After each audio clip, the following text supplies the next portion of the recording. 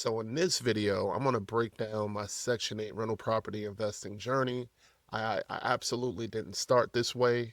So I want to walk you through how I ultimately landed on loving Section 8 investing and really hopefully give you a glimpse into my world. So sit back, make sure you watch the whole video so you can get a full understanding of how I got here, right? So my investing journey started back in 2018, right? So 2018 is, my wife and I were working at the same company, a major communications company, and we both had six-figure jobs. And I'm not saying that to brag. I'm saying that to really kind of lay the groundwork to understand that just because you have a great career and you have a great income, that doesn't mean that you're going to be fulfilled, right? So my wife and I were definitely not fulfilled. We were appreciative, grateful, hardworking within our roles, but we were not fulfilled. So me, being the type of person I am, I was figuring out different ways that we can actually utilize our money. Like what type of investment vehicles would be best for us so that we can leave our corporate roles and so that we can do it comfortably, right? So we're risk takers, but we take measured risks. And I did research a little bit, and then something crazy happened to the world, right? And that was COVID. And so when COVID happened, obviously things shut down, and we were able to be home. So my wife and I, we were able to spend a lot of time with each other, a whole lot more. Even though we did work at the same company, we worked in different divisions, different departments. So on paper, it might have looked like we were at the same place, but we really didn't. Okay. So we were able to spend more time at home and really um, collaborate and try to figure out exactly what we want to do, right? And everything kept pointing toward real estate. Real estate. We were watching all the flipping shows, we were watching everything, right? And I think we were intrigued by flipping, right? But essentially, what we wanted to do was build income. We wanted to replace our income. When you're flipping houses, even though I've never personally done them, conceptually I understand it, right? It's about taking a property that, that's why they say we buy ugly houses and all that stuff, taking a property that has some future value based upon like your repairs that you're putting on the property and then selling it for a much higher profit than what you purchased it for, right? So you pay back your loans, you pay back you pay your contractors off, and whatever that difference is your flipping profit. And it definitely sounds nice. We watched every show, but it really didn't match our criteria of what we wanted to do. So fast forward, we read all the books, and this is why I offer a mentorship program because the books can only take you so far, right? It can help you understand some of the verbiage, but it doesn't help you be successful in the game. Not one book does that, right? And mentorship, in my opinion, does it, and that's why I offer a mentorship, right? So, continue on my story. So we started our rental property journey, and so the first thing was, okay, where are we going to invest? And we live in Atlanta. My wife is originally from Cleveland, and as we were doing our research, we found out that Cleveland was one of the top cash flow markets in the country, right? So we started looking at properties, and me being from New York, I had sticker shock because I'm looking at these homes and $10,000 and $15,000. I'm like, what is this? So I'm getting all excited and I'm saying, hey, we can buy 10 of these. And my wife said, oh, hold on, let's look at the address. So having that competitive advantage of my wife, knowing the areas was pivotal. And I know this video is definitely not about the ins and outs of picking a market, but I just wanted to put that story in there because that's how a lot of people get caught up because they see cheap prices. And we do not just buy a home because it's cheap. We have to make sure that we buy, well, my philosophy in particular is only buy a property that you or someone you cared about will be comfortable living in, you know? And that's key because at some point you may need to sell the property. At some point you may need to change um, your criteria of how you actually market the property, and you never want to be limited to say, "Oh, I just bought this cheap property and I don't care what the neighborhood looks like. I just want to get money every day, every month." It's not a good strategy, right? You also may have issues with contractors wanting to actually do the work because they fear for their safety. So again, enough of that on this video.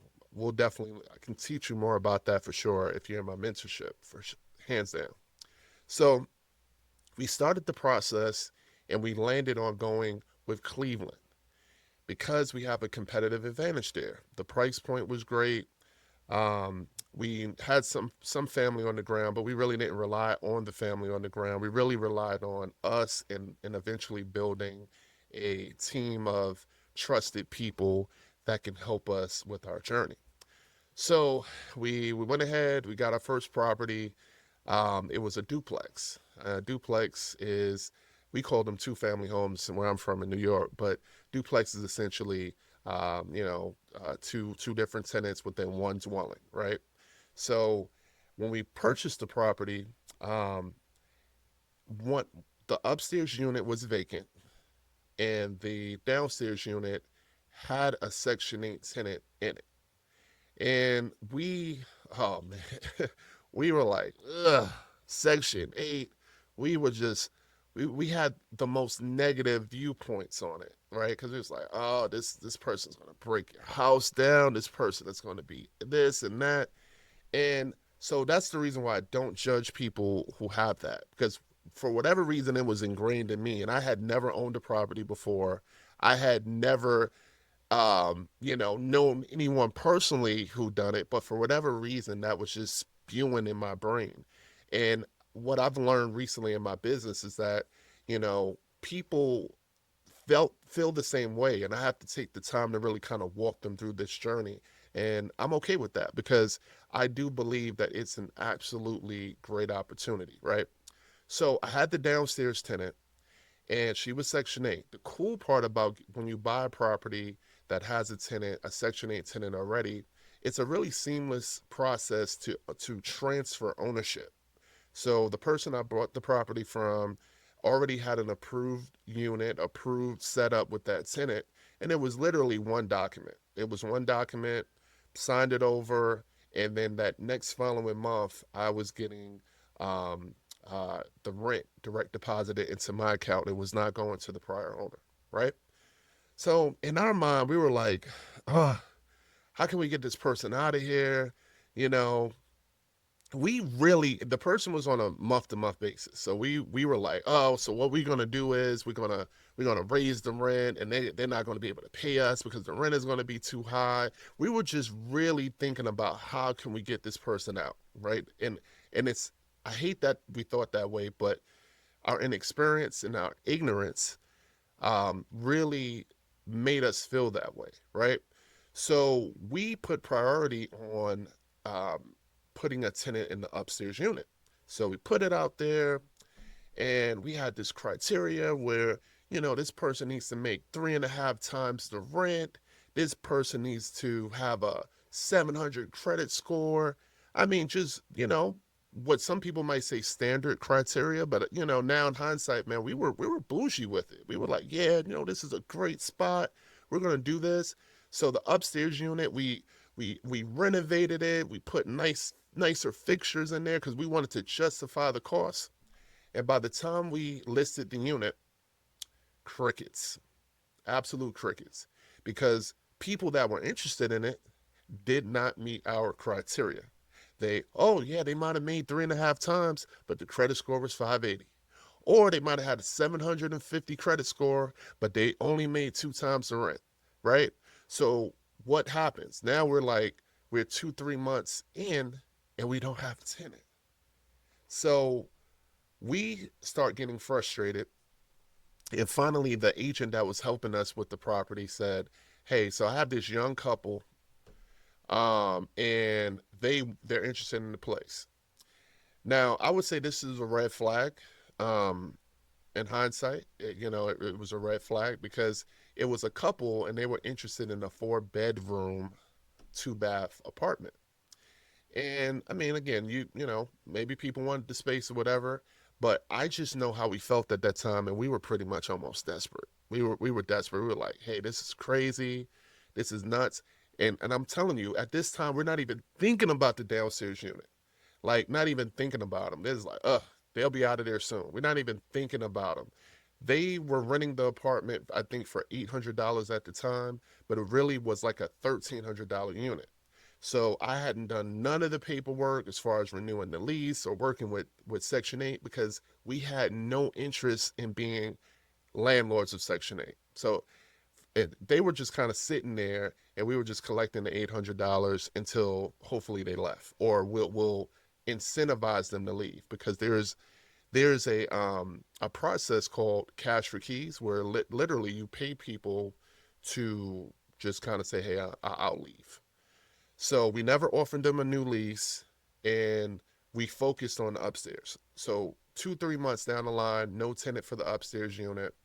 And finally, again, we got presented with this couple. On paper, they looked good. She was a full-time student. She had a full-time job and great credit. He had a job, good credit, but supposedly he was supposed to be starting this new job that was supposed to be paying him more. So he gave us a offer letter. So we were like, ugh, no paycheck, but an offer letter. Again, red flag. Don't judge me if you're watching this and you're an experienced investor. I no longer rock that way. I'm talking about my very first experience. So don't take offer letters. Focus on pay stubs, right? So that was a rookie mistake. So we looked at the offer letter, like, okay, you got a nice little bump coming up, and we approved them. Okay. So now they move in, they give us the deposit, we're happy. We're like, oh yeah, we did it. It was worth the wait. This is great. We did this. They paid that first month rent on time. Yeah, it was late every time after that. Every single time. From the time they moved in, and that was the longest 12-month lease because we had such a lenient late policy. It was literally like $5 a day. And again, rookie mistake. I will teach you all that in my mentorship program. So they toyed with us. They toyed with us so bad. Like we they were late so long in the process, so long, right? So every month I knew I had to chase them down for the rent. That's the number one thing, right? Then they were very um, critical of repairs and maintenance. I mean, the least little thing. Oh, blah, blah, blah, can't put maintenance requests in. So my expenses went up, right? Then about 4 or 5 months into, maybe even 6 months, about halfway through the lease, right? They broke up. They broke up. The couple broke up. So we got a notification from them, and they were like, well, we'll alternate paying rent. And we already knew it was crap because if you now have to pay rent somewhere else, it's going to be difficult to pay rent to us. Um, and again, we were rookies. You would not be in this situation again if you started with me from jump. So through all this process, I'm like, wow, this is absolutely crazy. So then I finally, because I noticed my tenant downstairs, she's not moving. So I'm like, okay, because we're thinking like, okay, when she moves, we're going to put a tenant in there that can pay $500 more. So I then reach out to Section 8. I said, hey, what is the process to increase the rent to market rent? Because this unit is $500 below. So I filled out a form, and my tenant filled out a form, and literally within, I would say about 30, anywhere between 30 to 45 days, the rent for that same unit that I hadn't put any renovations in, nothing in, went from $800 to $1,300 a month. So I said, whoa, whoa, like no questions asked. I just had to wait a month and a half to get that done. So the same tenant who's not leaving, right? They're not leaving. The same tenant who has less maintenance requests Yeah, I think the same tenant that I never have to reach out to and ask for rent, yet I'm getting market rent every month. I said, "Oh, wait, I think I like this." So when we bought the next property, I said, "Let me start from scratch with Section 8 and see how this works." Because you got to remember, I inherited that tenant in the bottom level. So I didn't have the criteria. I didn't have a security deposit. I didn't know her credit or anything. So I said, well, let me figure this out from scratch. So we bought a single family property was next. And from scratch, what I did was, and again, I'll explain this a lot if you're in my program. So I listed the property. I put, hey, Section 8 preferred or Section 8 accepted. And I started getting a floodgate of applicants. So I'm like, whoa, okay. So you remember when I tried to get cash tenant, it was difficult, right? So then I said, well, does my credit criteria need to still be 700? No, it don't need to be 700. So I brought it down to 600. And I said, well, what is most important to me? I'm like, as long as they have a clean criminal record, as long as they don't have any evictions, as long as they can have decent credit, I'm okay. But here was the kicker. Here was the thing that most people don't know. I was able to get a security deposit. Hmm. So you mean to tell me all the times when people say, oh, break up your house and do this and do that? So you mean to tell me I can screen tenants the same exact way I do with cash tenants, yet not have to deal with these high criteria standards to bring them in, right? It needs to be a good tenant, and again, I'll go in more detail of that. It's more to it, but it needs to be a tenant that can meet the your credit standard, your criminal record standard, and can be able to pay your deposit. So it's not just that I'm getting guaranteed rent, I also have a deposit to protect me just in case the property is damaged beyond normal wear and tear.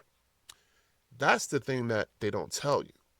So I was able to onboard a new tenant, and the demand was crazy. I mean, I had dozens of applicants within days. So it was really my pick. So you bring a tenant on, I'm getting a security deposit, I'm getting guaranteed rent from day one.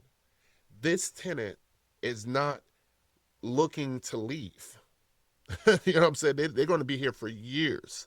Whereas I just want you to paint this picture: 3.5 times rent, income, 700 credit score. Does that sound like someone who's going to rent for a long time? Or does that sound like somebody who's just, it's a stopgap? Yeah, I'll rent this. It's a nice spot for now. But why continue to pay rent when I can go buy a house? So you're going to deal with that cycle every year where you have really homeowner quality tenants renting your place.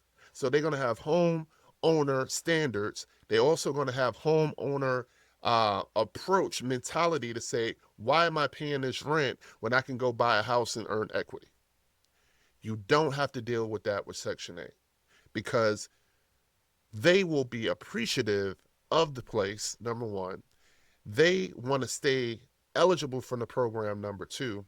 And when they stay long term, it's cheaper for you because you do not have to flip every every year trying to refresh the unit. They're going to be there for several years. So I fell in love with Section 8 because as an investor who's remote, the last thing I want to deal with is chasing down folks for money. And so I can manage my properties remotely perfectly fine and know that within the first business day in the month, I'm going to get my rent. No problem. So the the noise out there that they break up your home and all that, I think that's because of a few things. Number one, you're buying a property in an area that you shouldn't. Number two, you're not screening effectively. And number three, you're probably just a trash landlord. Because if you treat your property like trash, they're going to treat your property like trash. Trust me. So that's my initial, like, throw me into the fire story for Section 8, and I literally haven't looked back, right? So if you want to be a part of this Section 8 investing journey, all you got to do is go to www.mosesthementor.com, click the link in the description, and hit me up. We can talk. I offer free consults. I'll break down my mentorship programs for you, and you can select the one that works best for you. I promise you, I have a solution. And, let's go ahead and talk and we can figure it out. So, thank you again for watching the video, and I'm out. Peace.